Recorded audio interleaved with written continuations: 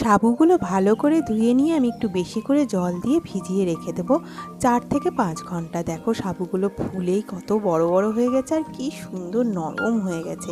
এদিকে আমি কড়াইয়ে তেল বা ঘি দিয়ে জিরে আর কাঁচা লঙ্কা ফোড়ন দিয়ে আলু, পটল, গাজর, বিনস, ক্যাপসিকাম, মটরশুঁটি পছন্দসই সবজিগুলো দিয়ে সন্দক লবণ দিয়ে একটু সবজিগুলো ভাজা ভাজা করে নিয়ে হাফ কাপ মতো জল দিয়ে আমি 2-3 মিনিটের জন্য ঢেকে রেখে দেবো। আমি যেহেতু উপোসের জন্য খাবো তাই আমি হলুদটা দিলাম না। দেখো ইতিমধ্যে সবজি আমার খুব সুন্দর সেদ্ধ হয়ে গেছে। এইবার আমি সাবুগুলো দিয়ে সবজির সাথে সাবুটা বেশ ভালো করে মাখিয়ে নেব।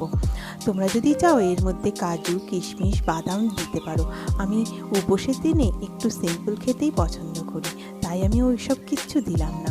আমার কিন্তু সাবুর পোলাও ইতিমধ্যেই একদম তৈরি হয়ে গেছে। গরম গরম খেতে এত দারুণ লাগে না।